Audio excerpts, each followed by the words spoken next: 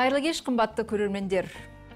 Мына қолымдағы сурет бір қарағанда баланың шимай ғана болып көрінуі мүмкін, бірақ сіз анықтап қараңыз. Бұл үлкен арманға бастаған жолдама. Ол бүгінде 6 алашты ғана емес, 6 құрлықты өнеріне табындырған әнші. Оның дауыс диапазоны музыка тілімен айтқанда 5-6 октавадан тұрады. Сонымен біздің бүгінгі қонағымыз Димаш Құдайберген. Саламатсыз ба? Қош келіпсің, айналайын. Асырамақта жібердіңіз алтықсен. Қуаныштымыз. Біріншіден, осы сұхбатқа дайындалғанда көріп отырмын, 3 жылдан бері отандық телеарналардың бірде-біреуіне сұхбат бермепсің. Оныңыз рас. Бізге келісім бердің.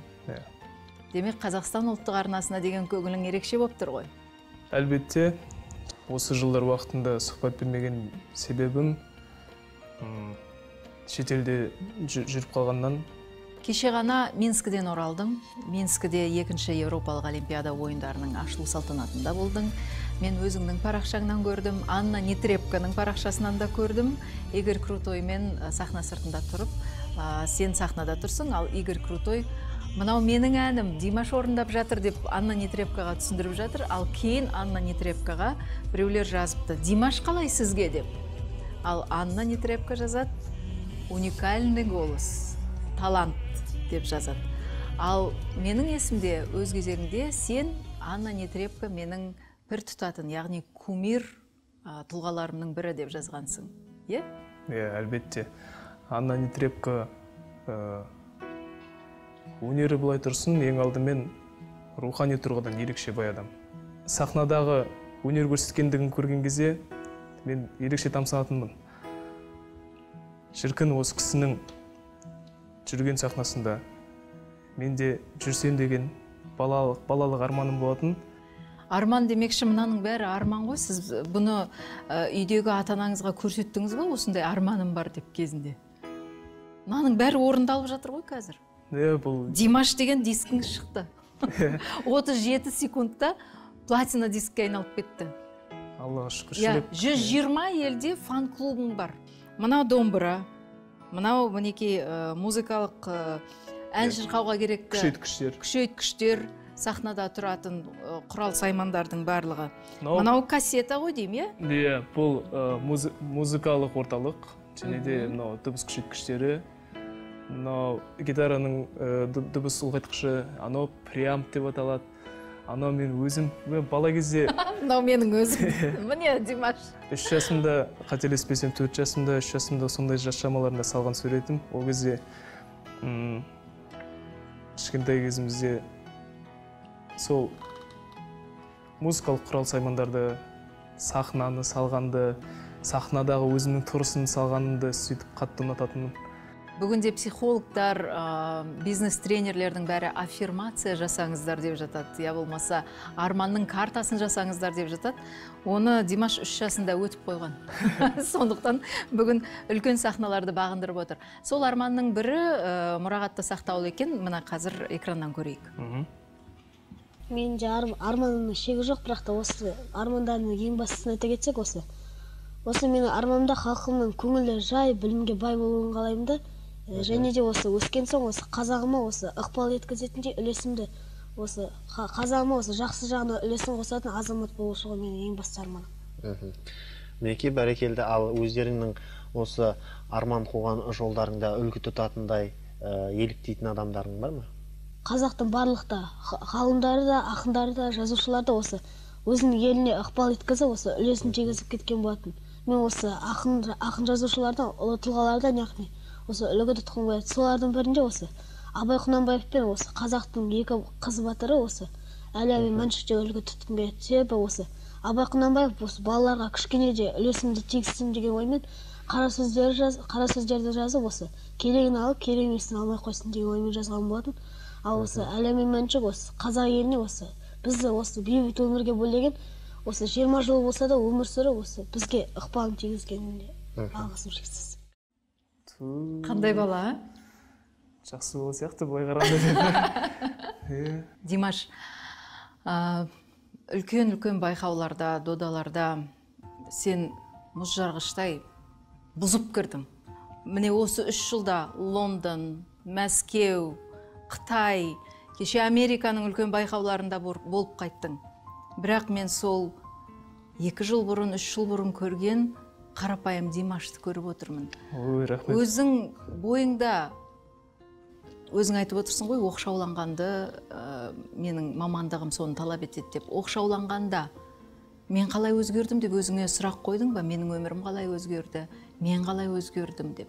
Күнде бұл сұрақты өзіме қоямын, әрине. Ұлы ғалым Омар Хайямның бір жақсы айтқан сөзі бар.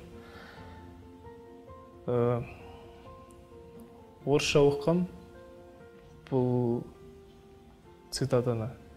Не завидуйте тем, кто удачлив и богат, ведь с рассветом всегда наступает закат дейді. Сол себептен мына қазіргі таңда менің өмірімде болып жатқан қызықты сәттер деп айтайын. Әртістік өмір. Ол сөздің шынына келгенде бір уақытша нәрсе. Күндердің бір күнінде мен де сахнадан түсіп, көрермендердің қатарына отырам.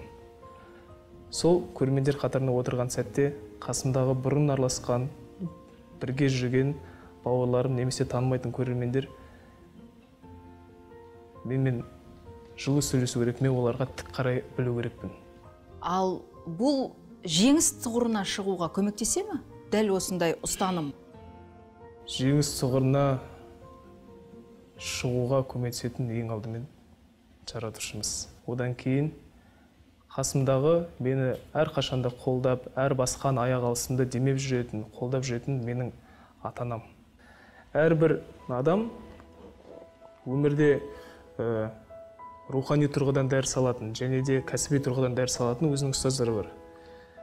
Менің өмірлік ұстазым, менің кумирім, ол менің әкем алдымен, және де анам.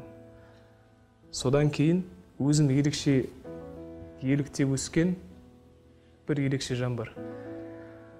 Есімде соны 99 немесе 2000 жылдары 4-5 жас шамасында мен Ахмет Жұбанов атындағы Ақтөбе музыкалық колледжінің жанынан құрылған балалар мектебі бар.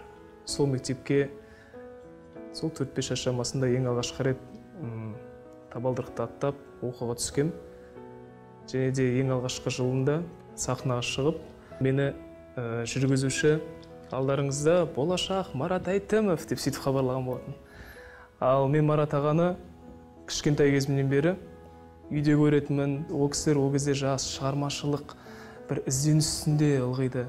Бала кезден бері Марат ағаның сыныбында оқысам деп армандайтынмын.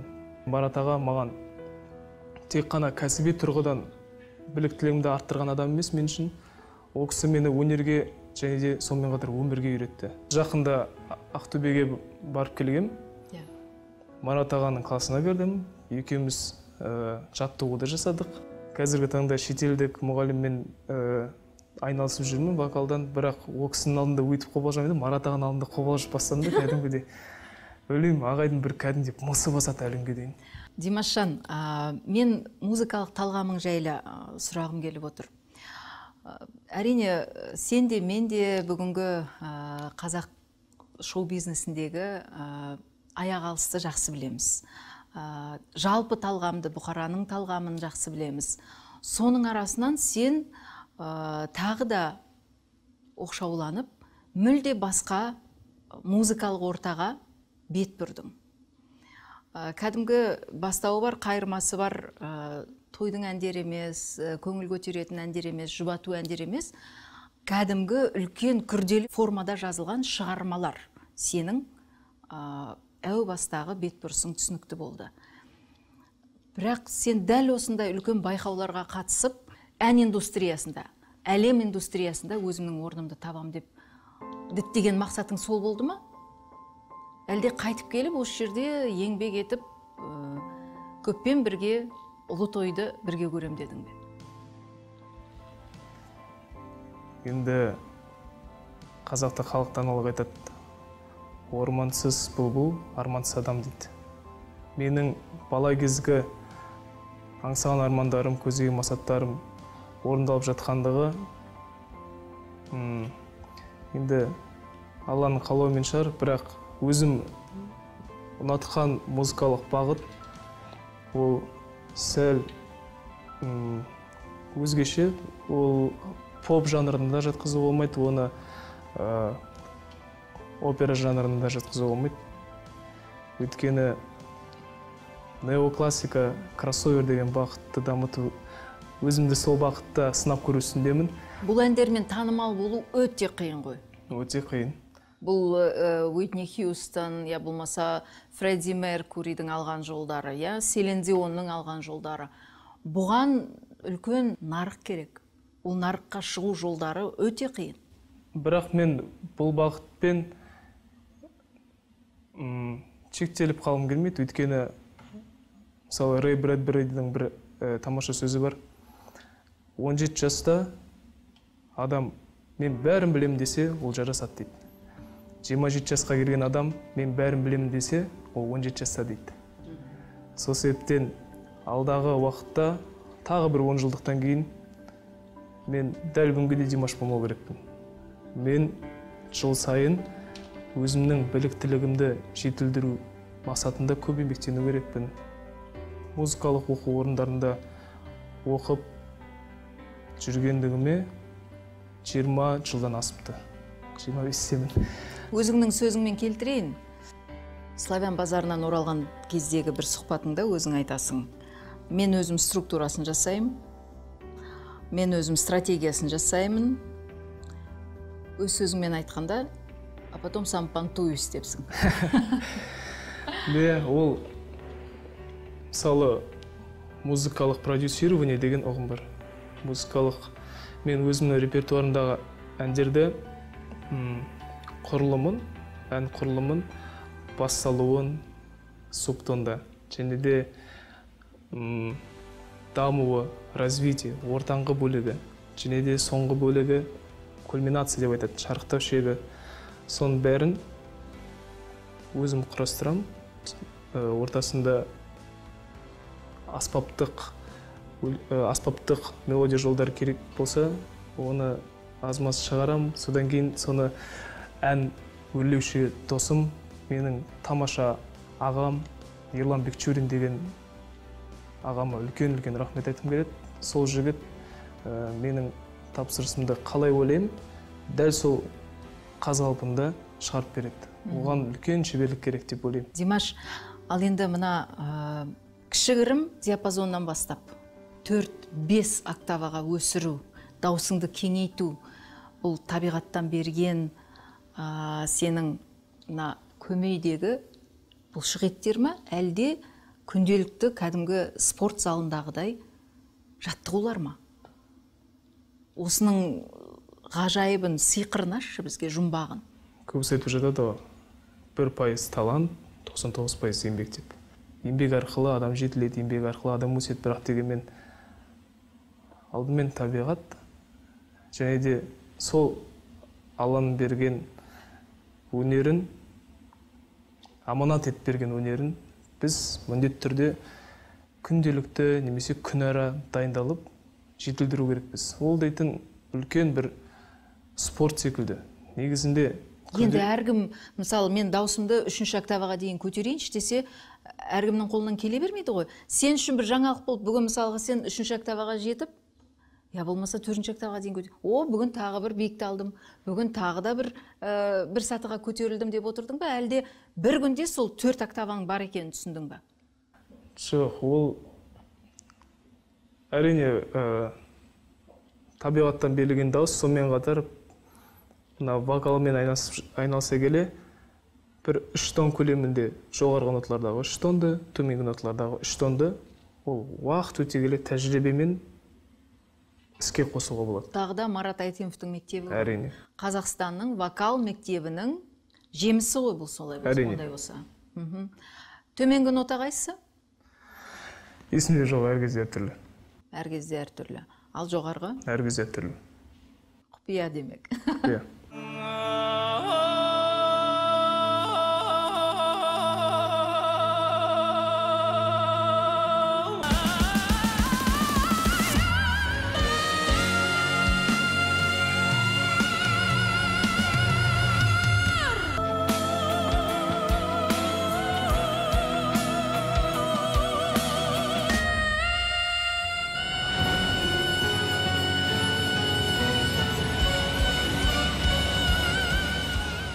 Мен негізі бұл дауыс диапазоны қанша 6 октава, 5 октава, 6 октава деп айтып жатқанда мен оған аса мән бермесе екен деймін. Ол тек қана менің құралым. Менің басты мақсатым адамды мына күнделікті өмірден сәл алыстатып бір ойдан құрастырылған дүниеге апарып келсем деген ниет. Димаш, Әл-Фарабидің өзі айтқан ғой, музыка деген тұнып тұрған математика деп. Ал енді стратегиялық тұрғыдан алған кезде сен үлкен байқауларға кәдімгі қол бастайтын, көшбасшы, қолбасшы сияқты дайындаласың. Немесе үлкен додаларға шығатын гроссмейстер, шахматшы сияқты өзіңнің бәсекелестеріңді зерттейсің түбегейлі. Яғни сен оның осал тұсын білуің керек. Міндетті түрде. Қай жерде сен басып озасың оны, я болмаса өзіңнің осал тұсыңды зерттейсің. Славян базары алдында сен сол Витебске баратын қыз жігіттердің бәрінің әндерін дәл солай зерттеп шығыпсың. Мен мынадан кейін сахнаға шықсам, демек мен мына жағын көрсетуім керек. Жаңа өзің айтпақшы, керек жерінде даусымның ең бір жарқыраған тұсын көрсетуім керек деп. Гаухарды күнде жылтыратуға болмайды ғой, сол сияқты. Міне осы тұрғыдан байқауға қатысам деген жастарға не айтасың? Қалай дайындалу керек? Вокальная постановка деген ұғым бар. Дауысты қою керек. Негізі әрбір әнші ең алдымен байқауға бармастан бұрын немесе сахнада жүрген әнші өз-өзіне сұрақ қою керек. Мен мына байқауға елдің атынан баруға немесе қазіргі таңда еліміздің үлкен сахнасында өнер көрсетуге лайықтымын ба деген ең алдымен. Сол сұрақты күнде қоятын болса, өзіне адам әлбетте ілгері басады. Лучиано Паваротти деген үлкен атақты опера әншісі әлемнің номер 1 дауысы бола тұрып, номер 1 теноры бола тұрып, өлгенше жасы 70-ке келгенше мұғаліммен дайындалған. Өйткені сырт жақтан құлақ керек. Адам, әнші өзін ешқашанда дұрыс естімейді. Оған әрқашанда дауысы әдемі болып естиді. Сен күніне қанша сағат жұмсайсың дайындалуға? 3. Сені кім тыңдайды? Мұғалім ретінде Қытайда мұғалім бар. Сол үлкен Азияның және де Еуропаның үлкен шоқ жұлдыздарын дайындайтын кісі екен. Сол кісімен дайындалып тұрам, бірақ кейде уақыт болмай жатқан кезде клавишті алып аламын да, өзім күйсандықта ойнап отырып, өзімді баптауға тырысам. Әзірбайжанның атақты әншісі Полат Бülbüloğlu Славян базарында өткен үлкен жобада өзіңе қолыңа жүлдеңді ұсынып тұрып, мальчик из Казахстана просто уникальный. У него практически 3 голоса в одном.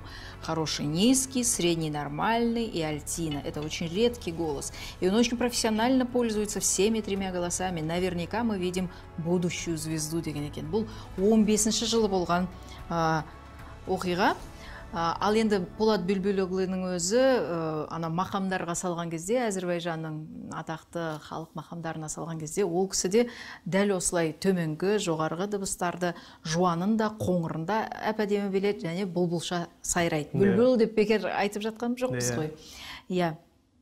Ал енді тағы бір сұрағым, дайындыққа келген кезде таеквондо, я болмаса сен айналысқан жүзу спорты саған көмектескен шығар, мына өкпеңді дамытуға, бүгінде дауыс қоюға керекті сол тәсілдерді қолдануға?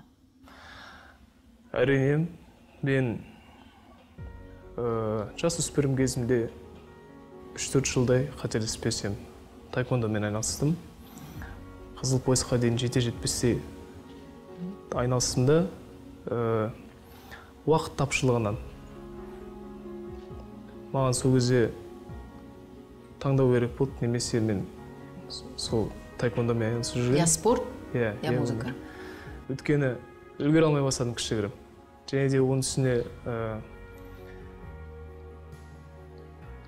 мына ішкі құрысымда кішігірім ақаулар пайда болып бастады. Денсаулық сыр бере бастады. Содан кейін қойып кеттім. Және де бір қателеспесем 5 жыл қатарынан ба мен жүзумен айналыстым.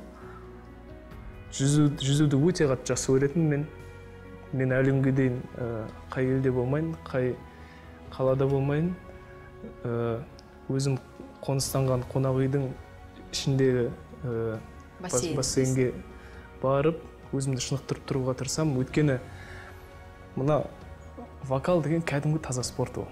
Таза спорт, ол таза математика. Мына дыбыс алған кезде оны диафрагмаға жіберу, диафрагмадан атқылап барған үлкен ураган, ураган ол мынаяқтағы грудной резонатор деген бар, маска, мына мұрын қуысындағы резонатор, бастың резонатор. Сол резонаторға күшпен бару керек. Анау мұржа болып тұру керек қой. Ол кәдімгідей химический процесстер жасап жатады ғой. Сол кезде өзіне өзі көтеріледі ғой. Сол сияқты былайынан тынысын көтеріледі, ауа көтеріледі, бірақ тынысын көтерілмеу керек, кеуде көтерілмеу керек. Оның өзінің заңдылықтары бар. Және де онымен күнде бұлшық еттерді жұмыс жасатып тұрып шұғылдану керек.